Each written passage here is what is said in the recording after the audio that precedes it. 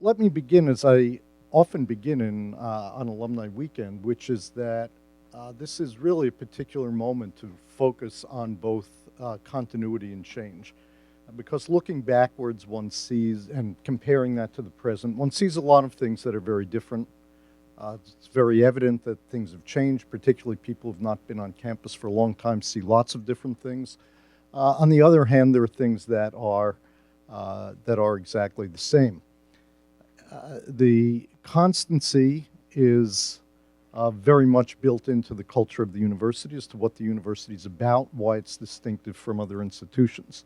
The constancy is ultimately is reflective of not only a commitment to inquiry, to intensity, to rigor, but to holding this as the highest value inside our research and education. Every place you go to will say, yes, we're rigorous, we're intense, we believe in open discourse. But the real question is, when there are legitimate competing interests, what do you hold as the very highest single value? And for the University of Chicago, it's always been the case that this commitment to free and open research, to an education environment that's embedded in that type of cultural environment is the highest value. That's what needs to be the constancy of the university and what needs to drive the university both in the past and in the future.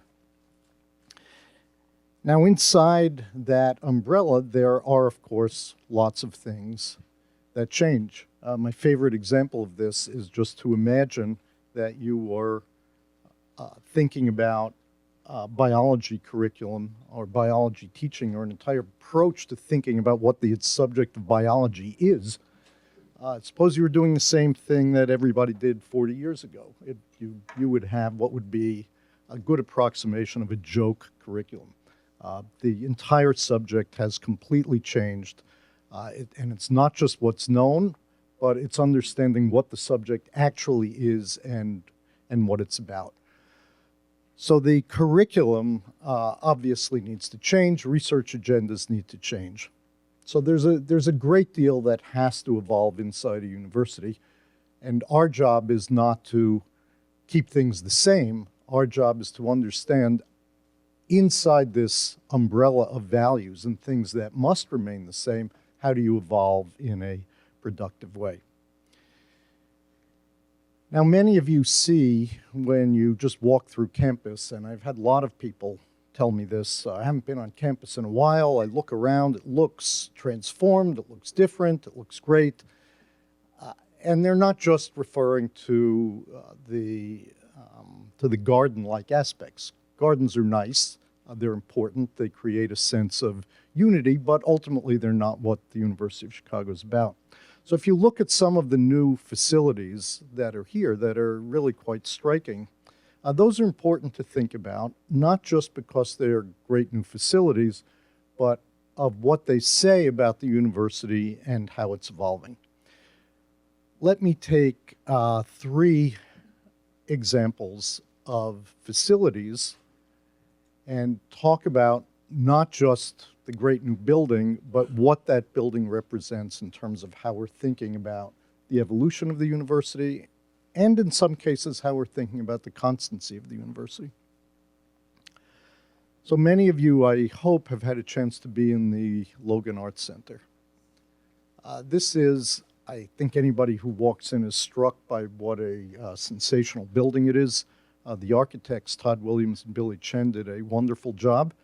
For those of you who are French Impressionist fans, you will also know that Todd Williams and Billy Chen did the design of the new Barnes Institute building in Philadelphia, which I actually had the good fortune to be at, which is another spectacular building. So Todd and Billy did what I think is an absolutely marvelous job on this building.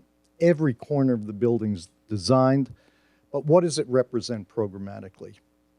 Programmatically, it is a manifestation of a much greater focus at the university on our arts programs. What do I mean by our arts programs? I mean, first, that the nature of the relationship between performance and production in the arts as contrasted to critical inquiry and analysis in the arts, is now coming to a new integration, that we are attempting systematically to have much more involvement of areas around performance and production in the arts inside our curriculum, which of course has been and will be dominated by critical inquiry around what it is we are focused on. Another example is the actual evolution of the relationship of the arts to each other, because the building is built in such a way that various arts come together and are able to integrate into new forms of artistic production.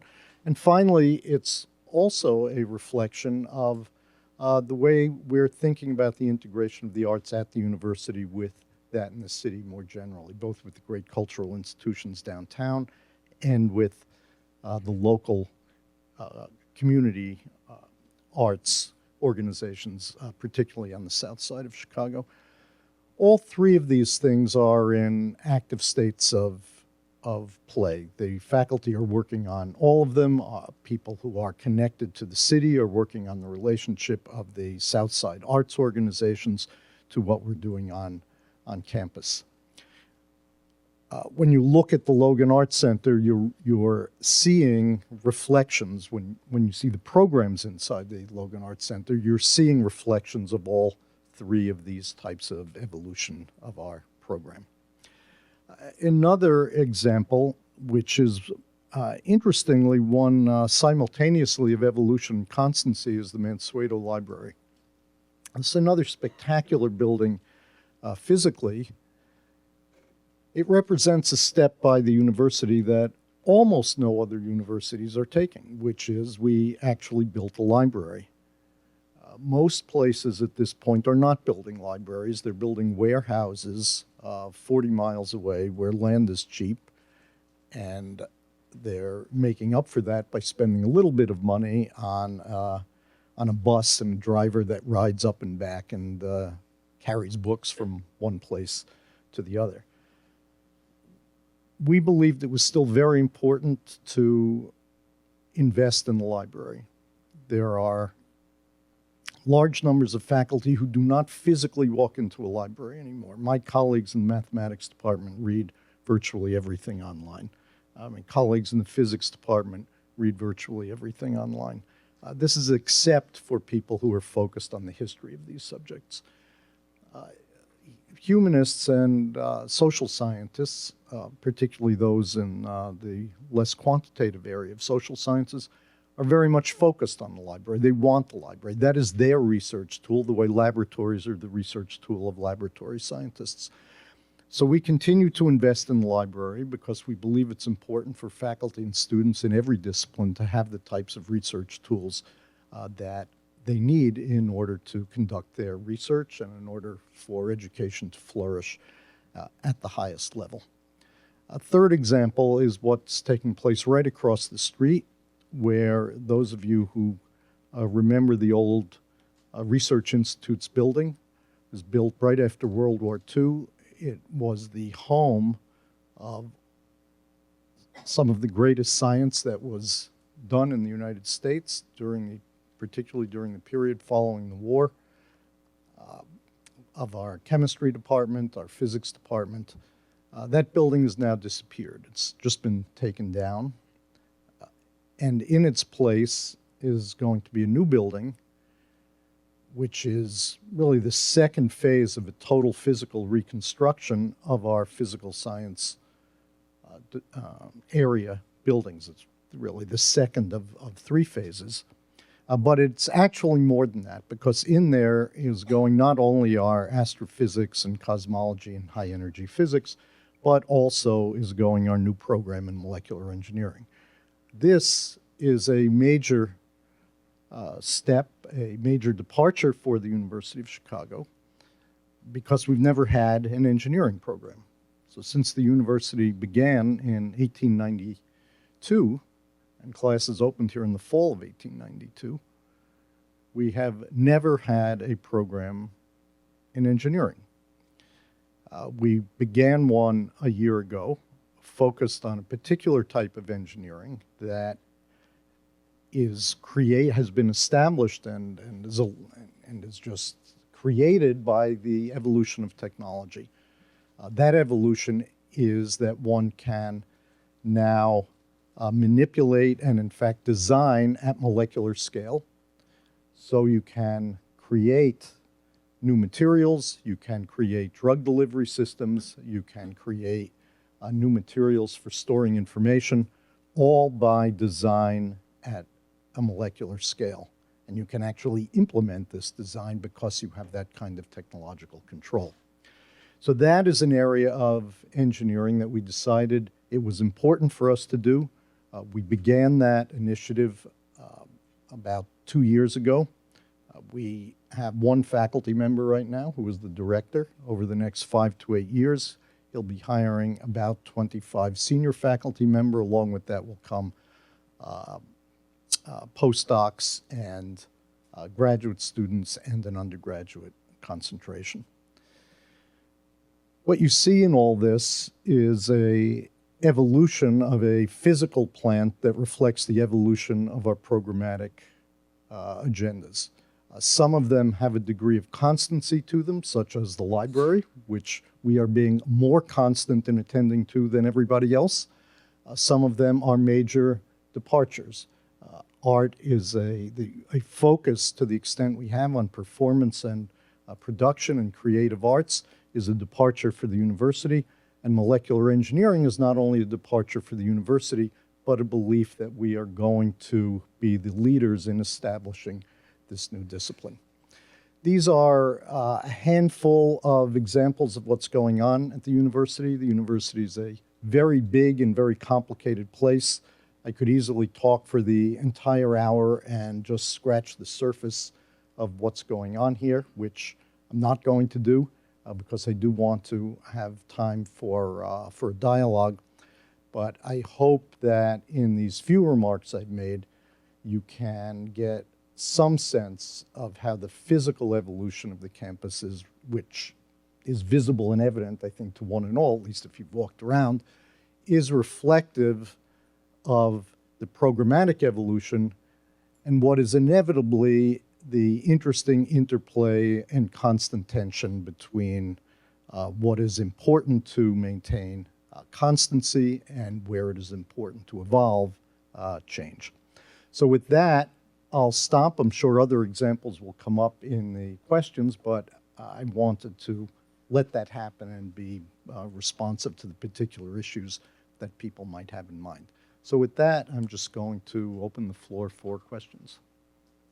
Yes, please. I was wondering about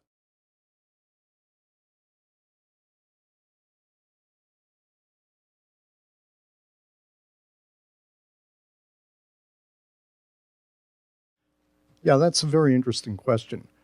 I would say that the University of Chicago remains a campus where people have very different opinions and feel free to have very different opinions, and that they can express themselves and manifest themselves in a way that reflects argument, evidence, and views rather than a pure ideological stance of people yelling at each other because they've got the truth and anybody else who doesn't see it that way is a dope. So I think we've avoided that kind of sort of polarized ideological stance. In terms of concrete political activity, often one hears the question, particularly from people like myself who went to college in the 1960s, where's the political activism? My answer to that is that there's an enormous amount of activism, but it takes a very different form. It takes a form of actual concrete participation that is direct action around issues that students are concerned about. So we have thousands of students working at various community organizations on the south side of Chicago. whether it's helping students, whether it's helping the elderly, whether it's helping the sick, whether it's trying to help build businesses, whether it's trying to renovate properties that have deteriorated. There's a huge interest on the part of our students in actually being active in that sense. It may be that this is a type of evolution around how effective do you actually expect the government to be in doing all these things versus why don't we actually get out and do things ourselves. In the 60s, it was certainly the case that all the effort was focused on creating change in policies that the government had to undertake. In some sense, the two main issues then were civil rights legislation and the war in Vietnam. Those were, in fact, things that needed to be done by the government.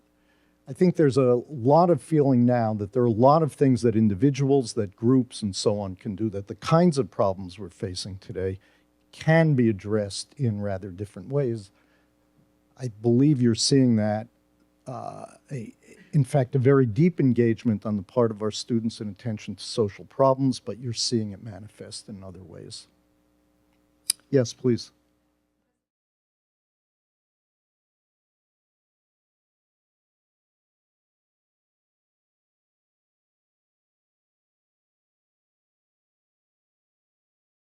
I mean, the Graham School has been running various programs that are approved by the faculty of the university, who are responsible for the academic integrity of the university with respect to the courses that are offered and the specific content and structure of programs. So every time there's an academic program at the university, it is vetted by and has to be approved by a collection of faculty. Now, well, the Graham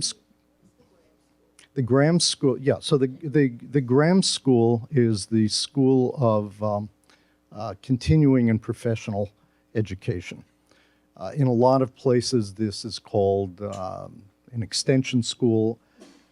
They do give some specific degrees. They have certificate programs. They have run, for example, and this is very perhaps the Graham School's best known program is that they have a program, what is essentially a liberal arts program for adults, where you can get a master's degree for people who already have a BA, maybe further along in their life, and are interested in the particular way that the University of Chicago focuses on liberal arts education.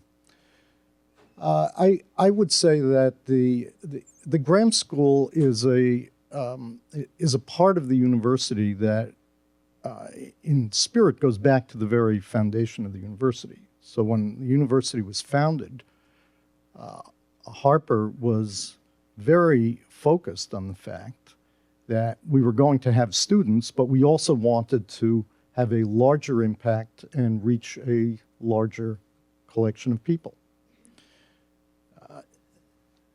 So this is not something new. This is not a response to particular pressure. This has been part of the concept of the university for a long time, that we should have programs that, in fact, go beyond teaching students of regular college age or graduate students who are seeking degrees, and have more opportunities for more people to interact with the way the University of Chicago thinks about whatever subject it's teaching.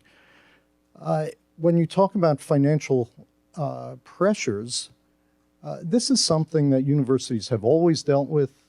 They deal with it now. They're always going to have to deal with it. The question is not, are you under financial pressure? Because the answer is, of course, everybody's always under financial pressure. We have essentially a multi-billion-dollar enterprise here, which means we spend all that money. We spend it on education, we spend it on research, we spend it on our hospital, we spend it on our charter schools. You can't spend the money unless you have revenue to go along with it. So consequently, always for universities, the question is, how do you find a way of creating a financial model that is true to the academic values that you have. The university has always had the capacity to do this, and I'm completely confident that we will continue to. I don't see any issue in either the Graham School or the Business School where the academic values that, again, the faculty are directly charged with protecting and overseeing when it comes to the creation of academic programs. I don't see any, I am not concerned that there's any indication that we are in any particularly more challenging position than we have been in the past. We really need to let other people have a chance too. Yes, please. Excuse me, I'm sorry. The undergraduate population to be? Right now, as you probably know, we have about 15,000 students. It's roughly divided between undergraduates, professional school students, and people in a master's, PhD type of track. The college is somewhat over 5,000, so it's not exactly a third. I think it's something like 5,200 right now. Right now, there are no particular plans to be increasing the size of the college. You know, one year it may go up a little bit. We had an extremely high yield rate on our offers of admission this year, so it'll be up, you know, a little bit next year. Next year it may be a little lower. So there's always some perturbation because it's not a perfect science. But at first order approximation, there are no plans, there's no systematic plans to increase the size of the undergraduate body from where we are now. What else? Yes, please.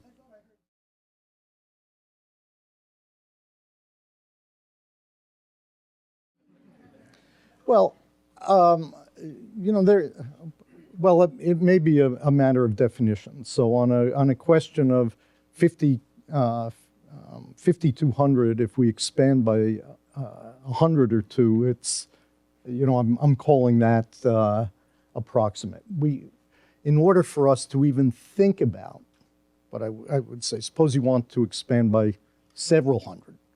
In order for us to even think about that, we would have to have a very different posture in terms of our housing, and we'd have to expand our faculty.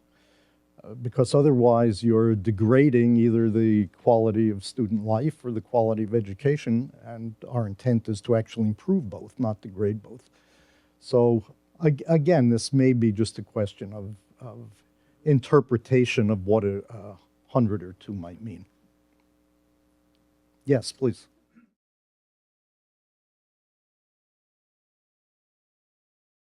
That's an interesting question. We spent a lot of time thinking about this, and here's how we approach this. Let me first say what actually happened. So what actually happened is that at the end of fiscal year 08, which means June 30th, 2008, our endowment was about $6.5 billion. 1 year later, our endowment was $4.9 billion. One day in March, before the year closed, it was down to the low $4 billion. So we'd lost $2 billion. That's not exactly a comfortable moment. I will tell you right now, today, it's about $6.4 billion. And what that means is that in terms of the endowment size itself, we're right back to where we were. But of course, we continue to spend money. So we've actually taken $1 billion out of the endowment by our standard payout formula over the course of these 4 years. And with that, we still are back now to where we were. So the market, our management of the market, in spite of the fact we were so far down, has now returned to where we were plus $1 billion, and $1 billion got invested into our academic programs, financial aid, all the things we spend money on. if you look at just the pure financials of that, you'd say, okay, that's great. You know, things are fine. And that's true. But there were two other effects. One is philanthropy inevitably goes down. So we were on a hugely positive trajectory. And like everybody else, we had a bad year or two in terms of philanthropy. Again, we're now back up more or less to where we were, and of course have ambitions to go considerably higher, which I'm confident we will. The main thing, however, is none of these things actually. The main thing is that we actually decided to take advantage of this downturn to be very aggressive rather than to pull back. Everybody else was pulling back. Harvard decided to stop serving hot breakfast to its students, an interesting decision. And many places drastically reduced the faculty they were hiring. We viewed this as a huge opportunity for us, which we took. In the face of all of this financial downdraft, we decided this was a time we were going to increase the faculty, where we were going to continue to make selected investments, to go ahead with building our center in China and not pull back as everybody else did. And in fact, it was an extremely successful strategy. There were some departments like geophysics and philosophy that feel that during that 2-year period when we were being aggressive and everybody else was sitting still, that they totally transformed their situation, each of them hiring 4 or 5 outstanding junior faculty. We always compete well in the market for faculty, but there are other serious competitors out there, and you know who they are.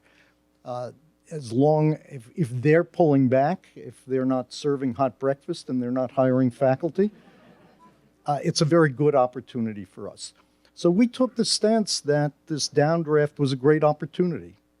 There's obviously some risk attached to that, but that's what we did, and we feel like it was very successful. Yes?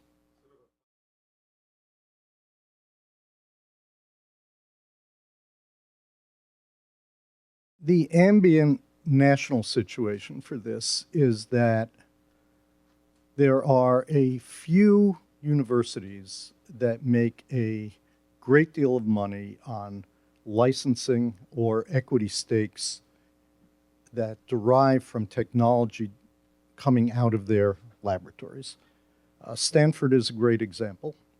MIT is a great example. Berkeley is a great example. Northwestern, actually, with one drug, got about $1 billion for this drug, which went right into their endowment. It was very nice. And Henry Beenan, who was the president, was talking about this, and he talks about it quite frankly. He said a lot of this is a lottery. He said, before we were making almost nothing, and then I was a dope, and now I'm a genius because we had one drug that hit and made us $1 billion. I would say that everybody, and we're included in this, have programs designed to do this and create opportunities for faculty to license inventions. Sometimes faculty want to start companies, and we have processes for helping us do this. Our most successful things, oddly enough, have been University of Chicago School Mathematics Project, which many of you know has, from the point of view of university-created school curriculum, is the largest used curriculum in the country and has been for a long time. There we did two things. We had royalties from half of it, and we started a separate company from another half of it, which we ultimately sold to the Chicago Tribune. My view of where we are on this is that our track record is that we are okay, not great, we're interested in it, but that in fact very few places have been wildly successful at it. One of the things that's been very encouraging about this is what's happened in the Booth School. So the Booth School over the last several years has started a new entrepreneurship program. It's called the Polsky Center for Entrepreneurship. The goal was to give our students in the Booth School an opportunity to participate in thinking through how to create a company based on some idea. There was competition among the students. There was a fund to help support the winners to get early stage seed funding to develop their idea. This has, over the last several years, become one of the most successful entrepreneurship programs in business schools around the country. The students who have been the winners of what's called the New Venture Challenge that is part of this have actually generated $250 million in support for their companies just based on the pure market. I mean, nobody's saying, oh, well, their booth people will take some university resources and help them. That's done. After that, they're out in the market. They've generated $250 million worth of support for this. So this is a very positive development. And what's happening now is that with our new program in molecular engineering, with increased interest in this from the perspective of a lot of our faculty in the medical school, that the Booth School is going to expand the Polsky Center as a way of connecting its activities, which have been very successful, to some of the more technologically driven activities. So we're trying to do this in our own way. Stanford has done exceedingly well at this. It's not only part of their particular culture, but part of their beneficiaries of their location. You know, everybody has certain assets and disadvantages, and this is certainly one of theirs, and they've done very well with it, there's no doubt. But we are trying to pay attention to this in a way that's appropriate for us. Yes?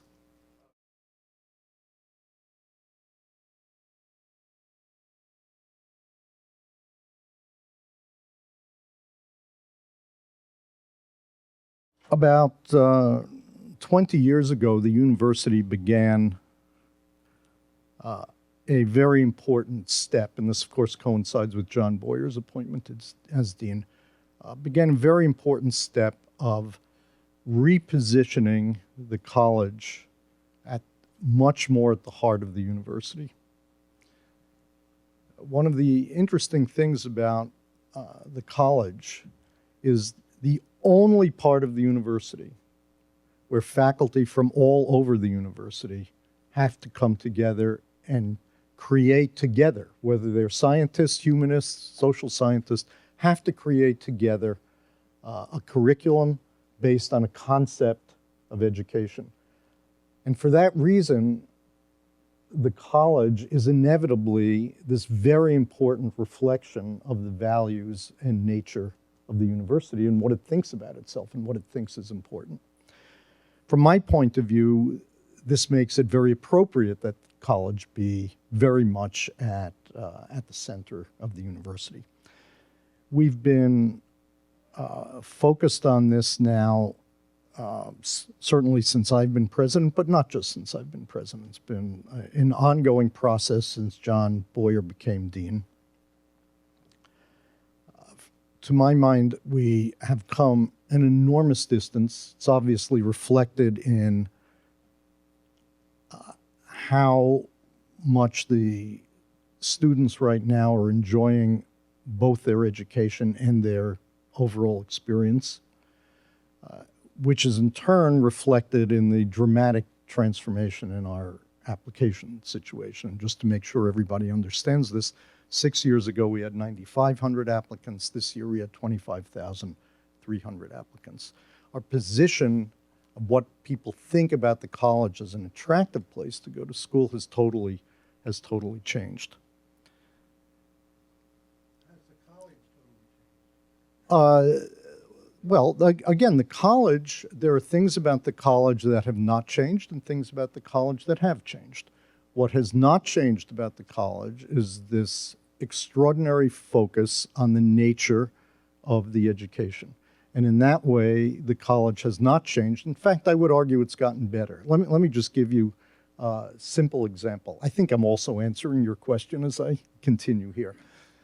If you go back 20 years before John became dean, almost no students went abroad. Now, why was that? People felt if they went abroad, they were not going to get the University of Chicago education. They'd be somewhere abroad having a good time, and yeah, they'd take some classes somewhere or other, but that's not a University of Chicago education. It's not what we're about. So we didn't have that.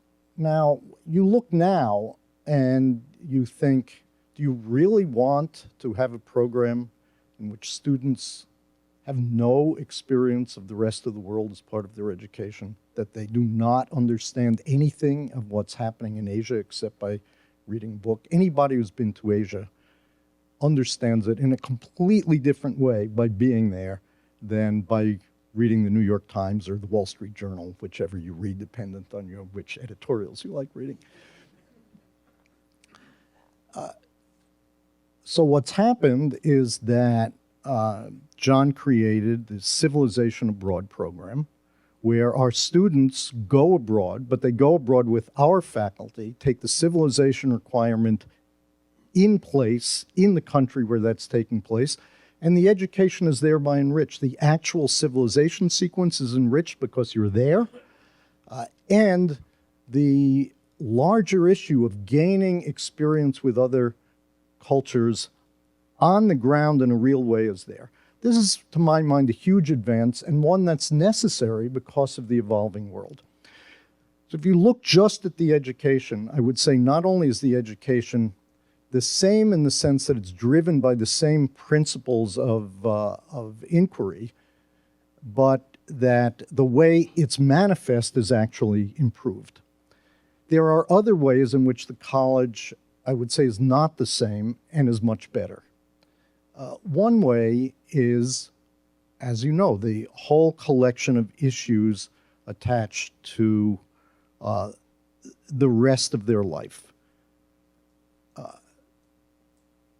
Residence halls, arts facilities, athletic facilities, dining facilities, access to downtown, engagement with the ambient community. We do this much better than we did before, and I view this as a total positive. I don't think there's, not only do I don't think there's anything wrong with it, I think it's important. I think it's an important thing to do. As I would say to a lot of faculty, you're a faculty member, you actually care what your salary is, you care if the neighborhood's safe, you care if your kids have a good place to go to school. All these things don't make you a less serious scholar. In fact, if you're comfortable about those things, you have more time and more comfort to focus on your scholarship. And it's the same thing for students. You create a richer environment for them. It gives them an environment for this same education and makes it better. Now, the third way that the college has changed, and this is something John has done, I believe, exceedingly well, is to ask the question, how do you connect the education that students have, which again remains the same type of education, I would argue enhanced, how do you connect that experience to their future life? Before, largely we said, work it out. Let us know how it goes. Now we are trying to provide opportunities and vehicles for them to understand how to connect this education to their future life. I view this as a very positive thing. We are not educating people only to say, well, I've read a lot of books and I can have a lot of good discussions. They have their whole life in front of them. We actually do not want their University of Chicago experience to be the end of their thinking life, the end of their productive life. We want that life to flow into a productive life in which they go on and do great things, buoyed by the experience of analysis and thought and ideas that they've had at the university. And John has been very focused on that. So there are these changes, but I view them as a total positive. Now, getting back to the question that was asked, the focus on all of these things has been because we have been very clear about the importance of the College of the University of Chicago, the importance of doing a good job for our students. It's not cheap to come here, as you know. We have a responsibility to our students to give them an outstanding education and to help them think through how is that extraordinary, distinctive education that you're getting here going to connect to the rest of your life. And that's what we need to do, and that's what we're doing. So we're focused on all of these things, one after another, in improving the total concept of the college in multiple ways. Yes, please.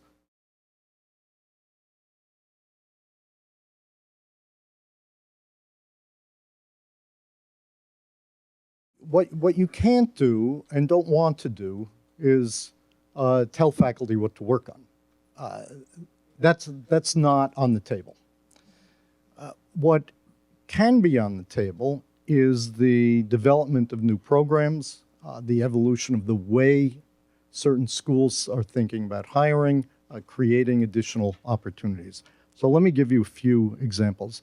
Molecular engineering is a perfectly good example where we believe that the way in which science is going to have an impact on the world, and it surely is going forward, a lot of that is going to be carried out through this idea of molecular engineering. Issues around solar energy, for example, there are huge applications of this to all sorts of issues connected to energy, both in creating new energy sources and more efficiency, huge applications connected to healthcare, information technology, and so on. Another example, and one that I don't feel that we've been really gotten quite right yet, is also connected to energy, but in the following sense. If you look at the way most analysis of energy is done, it's either a collection of policy people with very little serious understanding of technology, what's involved in it, what it might cost in order to develop, how efficacious one could expect it would be, what the attendant scientific costs would be, and so on. So you have a set of policy people who are very disjoint from technology questions connected to energy. You have a collection of technology people who are in turn very divorced from questions about policy, economics, markets, culture, the use of energy around the world, priorities. Different countries are in very different places. The question of carbon emissions can have one layer of priority in the United States and a very different layer of priority in Indonesia. They don't have to have the same priority. How do you deal with that? So there's a whole collection of policy issues and a whole collection of technology issues, and they're not very well integrated in general. We have been working to try to figure out how to integrate these things, and we've been working on this, and we're not there yet, but we have some further ideas as to how to do this. Now, the final example I would give is what I would actually view as maybe the single greatest social issue that we have, which is the failure of our schools to deliver a capable education to children through the 12th grade, whether you want to start at K, pre-K, or birth. Starting somewhere and ending at 12th grade, what is the nature of education that students around the country are getting? In particular, what's the nature of education in large public school systems? I think there's ample evidence that we've been doing this experiment for 40, 50 years, and we can't get it right. It's failing generation after generation of children, and this is a huge human cost, family cost, and societal cost. This is a problem we have undertaken. We formed the Urban Education Institute a few years ago. This is focused on running 4 charter schools on the south side of Chicago, using what it is that we learn from operating these schools to create both platforms for school and school system evaluation and change, and platform for curriculum evidence-based instruction. And we are now moving out these ideas into schools around the country. Our goal is not just to run 4 charter schools, but to actually see what we learn from that being pushed around the country. So I would say that, and there are many, many other examples, I would say that our faculty naturally are attracted to many of these problems, that in a number of cases we have in fact allocated resources to stimulate attention to this, and then there are other cases where we could do better. Yes, please.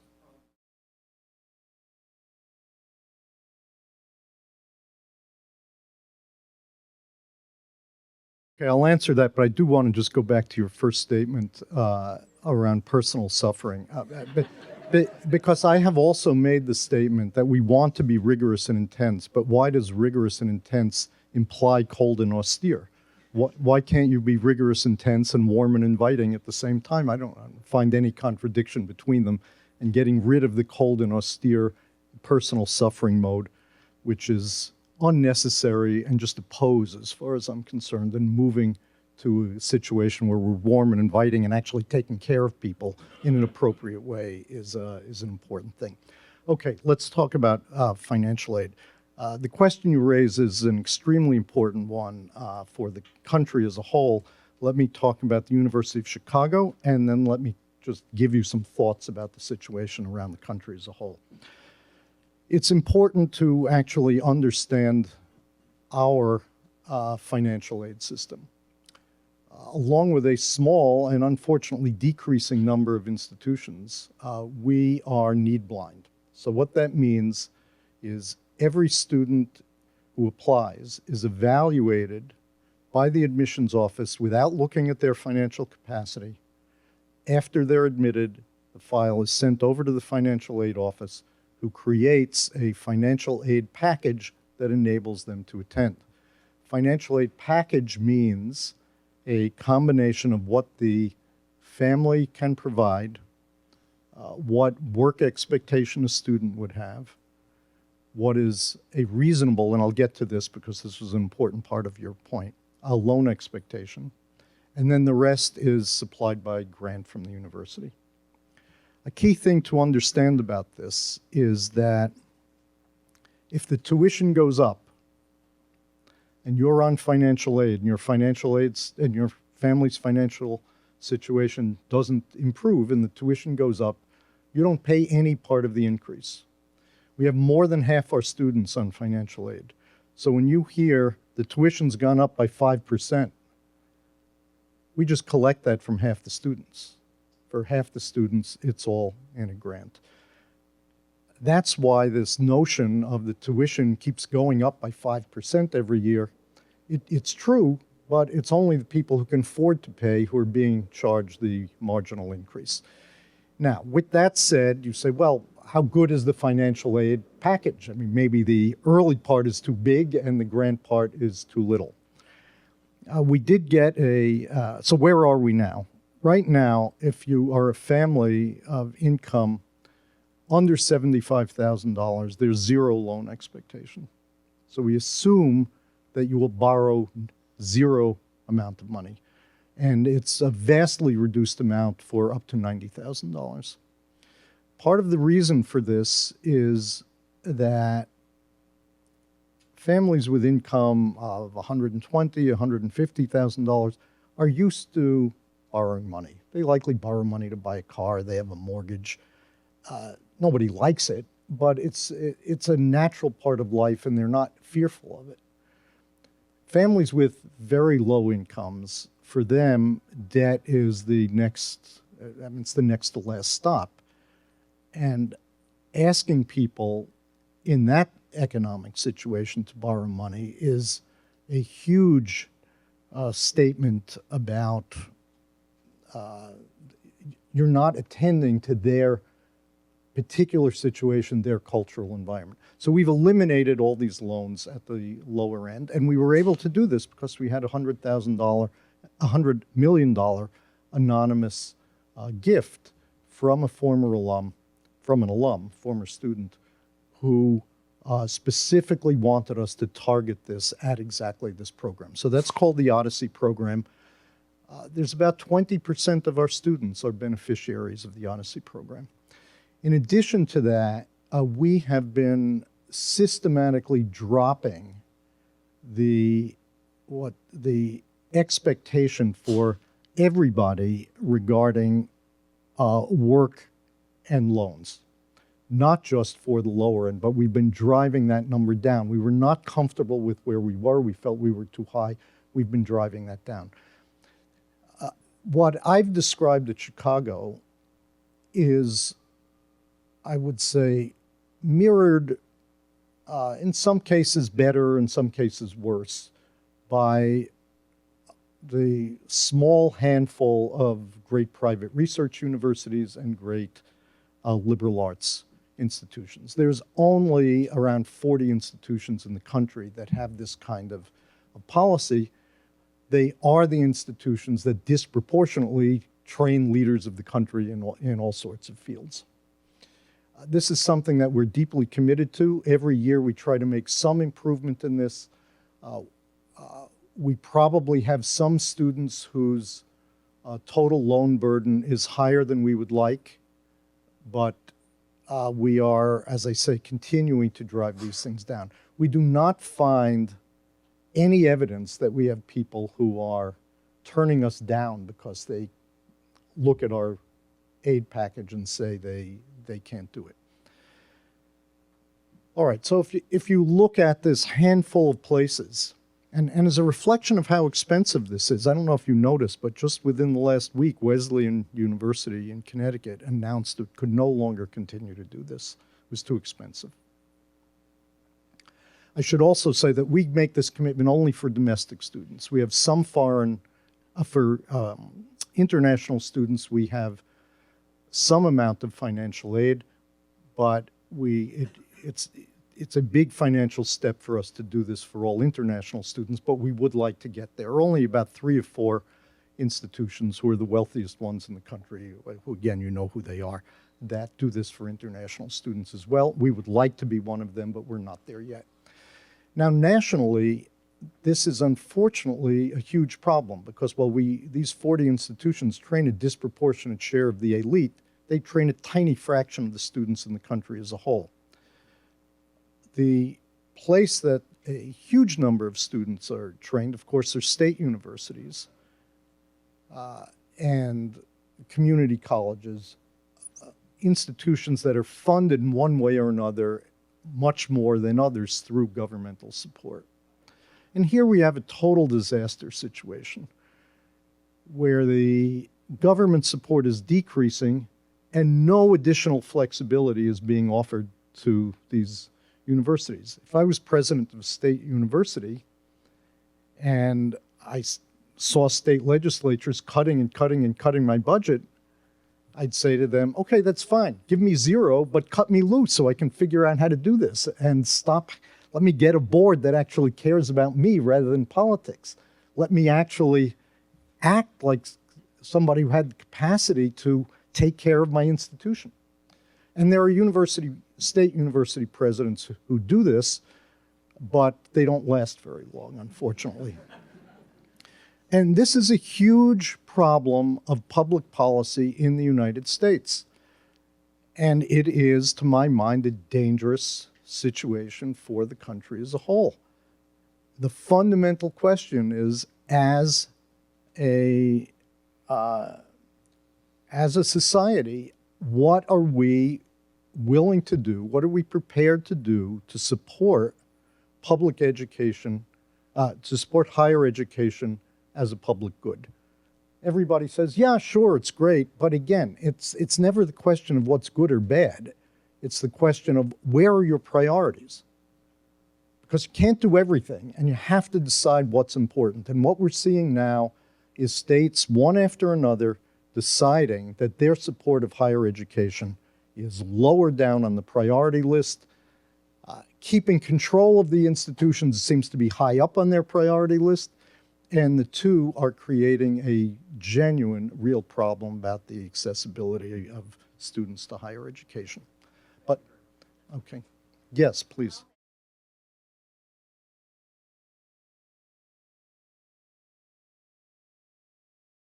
I'm not sure it's changed that much. Yeah,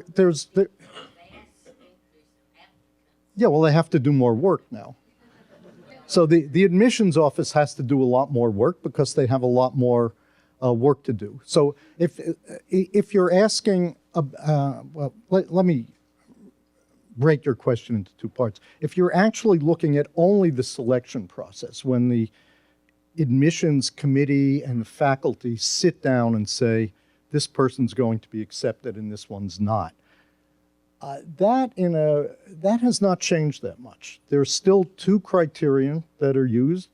One is the sort of pure, you might say, firepower of the record. How is this person actually done? What do their recommendations look like? And the second is a judgment around fit for the University of Chicago. Does this person demonstrate that they have the intellectual engagement to be a good fit for the University of Chicago? The first condition would be satisfied by probably 90% of the applicants. Maybe We get a lot of applicants. And the bar is high. I think the average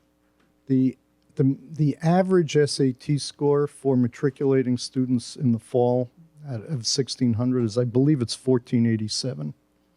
So that's the average. So, there are a lot of very good students who you're going to say, boy, you're a great student, but, we've got this enormous stack of students who honestly look a bit better. So both of these things are important to weigh, and that's what we weigh. On the other hand, I will say that the nature of recruitment and talking about the University of Chicago and projecting ourselves and trying to say to students, you should think about whether you are a good student for the University of Chicago, that has changed completely. And it's gone again from this type of cold and austere, are you tough enough, are you ready for boot camp, to this is a great, exciting place, and you should think about whether this could be a great place for you to expand your life, learn to think in a way that you haven't imagined, and in fact, feel good about the whole thing at the same time. So very different tone in the admissions. I think we're out of time. In fact, I think we're over time. Thank you so much.